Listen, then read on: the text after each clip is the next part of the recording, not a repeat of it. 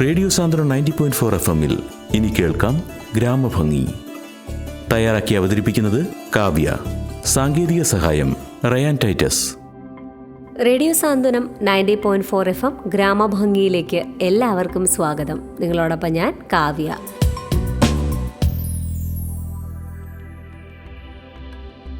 ഇന്ന് ഗ്രാമഭംഗിയിൽ നമ്മളോടൊപ്പം ഒരു അതിഥിയുണ്ട്. കടയ്ക്കൽ കൃഷിഭവനിലെ കൃഷി അസിസ്റ്റൻ്റായ ദീപു RS ചടയമംഗലം. അപ്പോൾ ഇന്നത്തെ കൃഷി വിശേഷങ്ങളൊക്കെ നമുക്ക് അദ്ദേഹത്തോടൊപ്പമാകാം. സർ, ഒന്ന് സാറിനെ പരിചയപ്പെടുത്താമോ? നമസ്കാരം. ഞാൻ കൊല്ലം ജില്ലയിലെ കടയ്ക്കൽ കൃഷിഭവനിലെ അഗ്രികൾച്ചറൽ അസിസ്റ്റൻ്റായിട്ട് ജോലി ചെയ്യുകയാണ്. ഏതാണ്ട് 10 വർഷത്തോളമായി കൃഷി വകുപ്പിലെ ജീവനക്കാരനായിട്ട് കൃഷി ഉദ്യോഗസ്ഥരായിട്ട് കൃഷിക്കാരോടൊപ്പം പ്രവർത്തിക്കുക എന്നുള്ളത് നമ്മുടെ ഒരു സൗഭാഗ്യമായി കരുതുകയാണ്. അപ്പോൾ റേഡിയോ സാന്ത്വനത്തിൻ്റെ ഈ പ്രോഗ്രാമിൽ പങ്കെടുക്കാനായിട്ട് എന്നെ ക്ഷണിച്ചതിൽ റേഡിയോ സാന്ത്വനത്തിൻ്റെ എല്ലാ അധികൃതരോടുമുള്ള നന്ദിയും കടപ്പാടും രേഖപ്പെടുത്തുകയാണ്.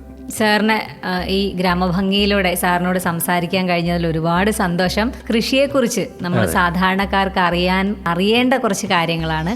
പച്ചക്കറി കൃഷി ചെയ്യാനായിട്ട് ശരിക്കും നമ്മൾ എന്തൊക്കെ കാര്യങ്ങൾ ശ്രദ്ധിക്കണം? അതായത് ഞാനിപ്പം കൃഷി ചെയ്യാനായിട്ട് ഇറങ്ങുന്ന ഒരാളാണ്, അപ്പോൾ ഞാൻ എന്തൊക്കെ കാര്യങ്ങൾ ശ്രദ്ധിക്കണം? പച്ചക്കറി കൃഷി ചെയ്യുന്ന സമയത്ത് നമ്മൾ ധാരാളം കാര്യങ്ങൾ വളരെയധികം ശ്രദ്ധിക്കേണ്ടതുണ്ട്. പച്ചക്കറി വിളകൾ വളരെയധികം ലോല ശരീരമുള്ള വിളകളാണ്. അപ്പോൾ അതിന് നാം ധാരാളം വെള്ളവും വെളിച്ചവുമുള്ള സ്ഥലമാണ് പച്ചക്കറി കൃഷിക്ക് വേണ്ടി തിരഞ്ഞെടുക്കേണ്ടത്. അപ്പോൾ വീടിൻ്റെ ഏറ്റവും നമ്മളൊരു വീട്ടുമുറ്റത്തോ അല്ലെങ്കിൽ വീട്ടുവളപ്പിലെ പച്ചക്കറി തോട്ടം തയ്യാറാക്കുമ്പോൾ വീടിൻ്റെ തെക്ക് ഭാഗത്ത് കൂടുതൽ വെയിൽ ലഭിക്കുന്നുണ്ട്. അപ്പോൾ ഒരു പ്രദേശത്തിൻ്റെ തെക്ക് ഭാഗത്താണ് കൂടുതലും വെയിൽ ലഭിക്കുന്നത്. അപ്പോൾ ആ വെയിൽ ലഭിക്കുന്നിടത്ത് നമുക്ക് പച്ചക്കറി കൃഷി ചെയ്യാം. നമുക്ക് ഈ പച്ചക്കറി കൃഷി ചെയ്യുന്നത് കിണറിൻ്റെ അടുത്താണെങ്കിൽ നനയ്ക്കാനുള്ള സൗകര്യവും ലഭിക്കും. അപ്പോൾ നമുക്ക് ഇതിന് ഉപയോഗിക്കുമ്പോൾ പച്ചക്കറി കൃഷി നമ്മൾ ചെയ്യുന്ന സമയത്ത് ഈ ഡിറ്റർജൻറ്റുകളോ അതുപോലെ തന്നെ സോപ്പോ ഒക്കെ കലർന്ന വെള്ളമൊന്നും പച്ചക്കറി കൃഷിക്ക് നമുക്ക് ഉപയോഗിക്കാൻ പാടില്ല. അങ്ങനെയുള്ള വെള്ളം അവിടെ തോട്ടത്തിൽ എത്താതിരിക്കാൻ നമ്മൾ പ്രത്യേകം ശ്രദ്ധിക്കേണ്ടതായിട്ടുണ്ട്.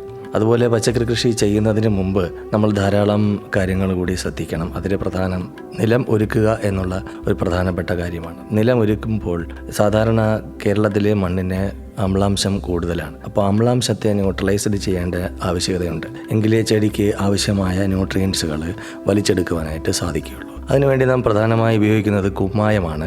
ഡോളോമൈറ്റ്, കുമ്മായം തുടങ്ങിയ ഏജൻറ്റുകളാണ് നാം അമ്ലതയെ കുറയ്ക്കാനായിട്ട് ഉപയോഗിക്കുന്നത്. 1 സെൻറ്റിന് 1 കിലോ എന്നുള്ള തോതിലാണ് കുമ്മായം നാം ഉപയോഗിക്കേണ്ടത്. അപ്പോൾ കുമ്മായമിട്ട് നന്നായി കിളച്ച് തയ്യാറാക്കിയ പച്ചക്കറി നടേണ്ട ഭാഗത്തെ ഏതാണ്ട് 15 ദിവസത്തോളം അല്പം ചെറിയൊരു നന കൊടുത്ത് നാം ഇട്ടിരിക്കുന്നതിന് ശേഷം വേണം ഈ വിളകൾ നടുന്നതിന് വേണ്ടിയിട്ട് ഈ ബെഡുകളൊക്കെ ഒരുക്കി നമ്മൾ ഇങ്ങനെ ചെയ്തതിന് ശേഷം കുറച്ച് 15 ദിവസം കഴിഞ്ഞിട്ട് അവിടെ നടാൻ പാടുള്ളൂ. അപ്പോൾ നടുമ്പോഴേ നമ്മൾ നന്നായിട്ട് ജൈവവളം അവിടെ ഉപയോഗിക്കേണ്ടതായിട്ടുണ്ട്. അപ്പോൾ ജൈവവളക്കൂട്ടുകൾ നമ്മൾ തയ്യാറാക്കണം. വീട്ടിൽ തന്നെ ധാരാളം ജൈവവളക്കൂട്ടുകൾ നമുക്ക് തയ്യാറാക്കാൻ സാധിക്കും.